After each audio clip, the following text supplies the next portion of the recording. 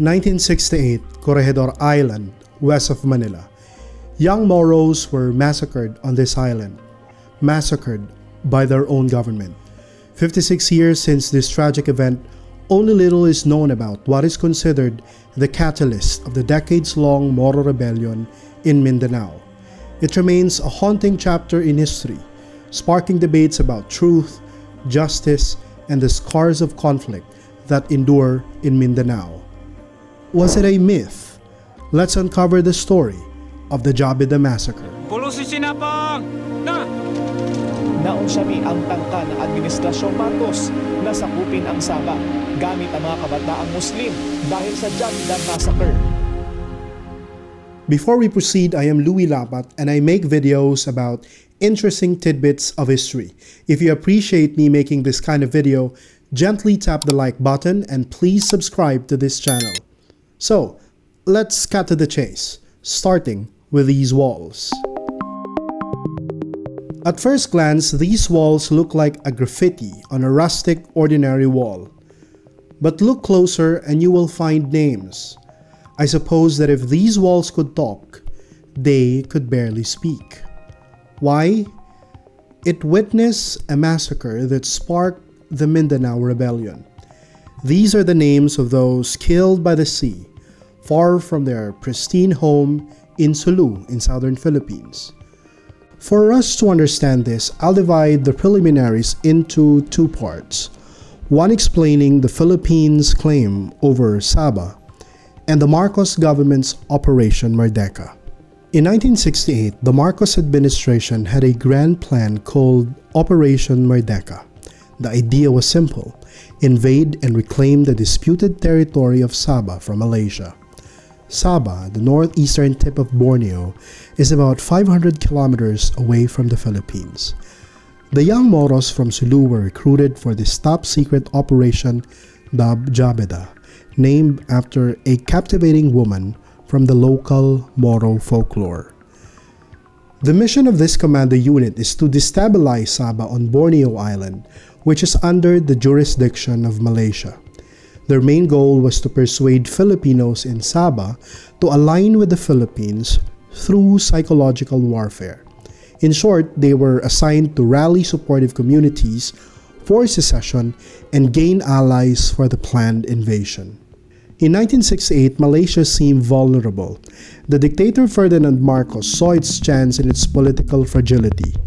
To set the context, naitatag lang ang bansang Malaysia noong taong 1963. But the Philippines' desire to reclaim or invade Sabah has deep roots in history.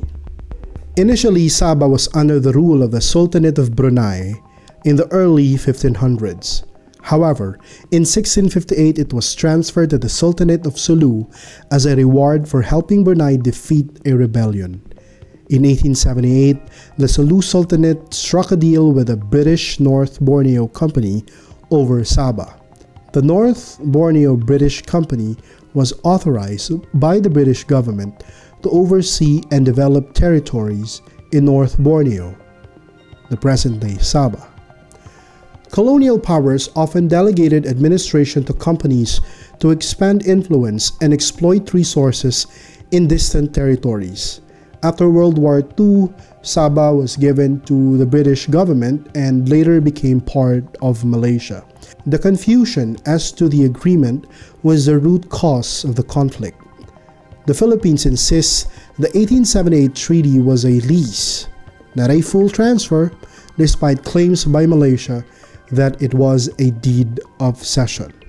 Since 1961, the Philippines has officially claimed Sabah under President Jabidah Massare.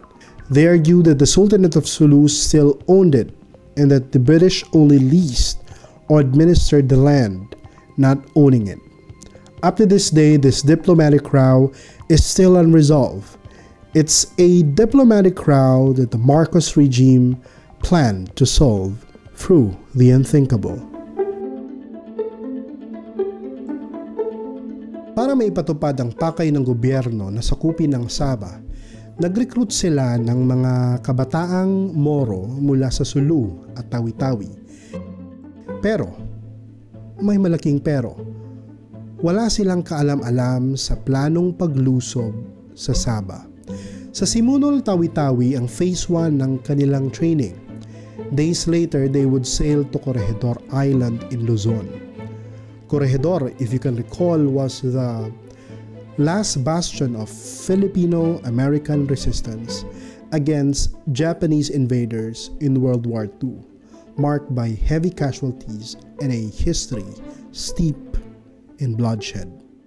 And Filipinos overpowered after 4 months of siege. In their names, the U.S. vowed vengeance. By the 4th week of February 1968, restlessness among the trainees grew. Since their arrival in Corregidor, they had not received any payment.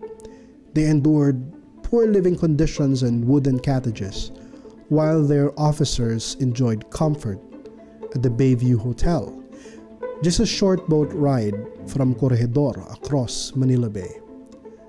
As days passed, recruits grew skeptical about their purpose and began searching for answers. During this time, they uncovered a sinister plan, which is the organized invasion of Sabah, which could lead to conflict and harm to their Muslim brothers. They didn't like it, of course, because their Muslim brothers and sisters would become their enemies.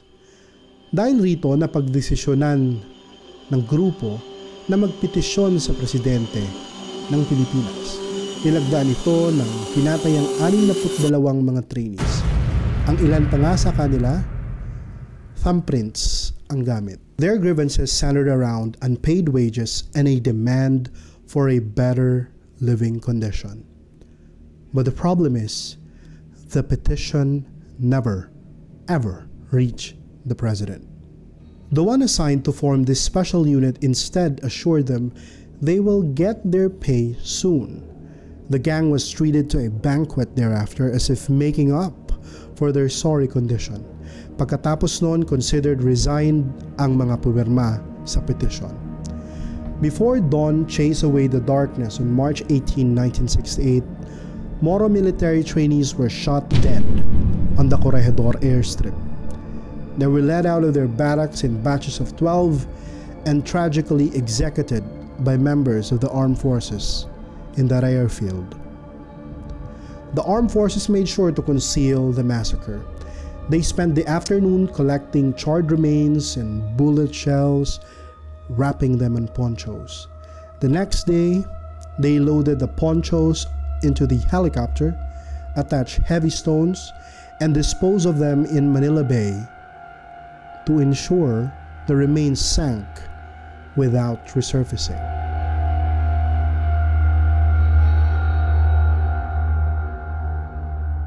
The Philippine government initially denied the Jabidah Massacre, but later evidence proved otherwise.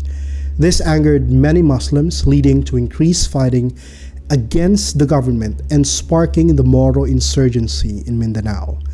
The incident served as a rallying cry for those seeking autonomy and justice, ultimately igniting the flames of rebellion in Mindanao. Some people still argue that those responsible haven't been punished enough. Until now, there are some interpretations that the fateful event in Corregidor Island never took place. In spite of the disputes about the facts of the massacre, historians agree that the Jabidah Massacre was one of the most important flashpoints that ignited the Muslim insurgency in the Philippines. The Jabidah Massacre reminds us to prioritize honesty, fairness, and human rights in governance.